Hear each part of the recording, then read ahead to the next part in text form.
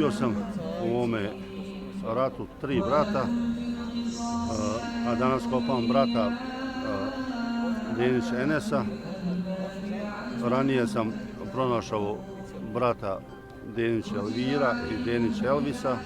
Tokom rata, tokom genocida sam izgubio svoga tatu Jasima Fazlića, 3 brata od mame i 3 brata od tate i još 2 rođaka. Za najmlađeg brata koji je imao 17 godina oteli su ga od matere i odveli za kuće i iz pištolja ga ubili u glavu.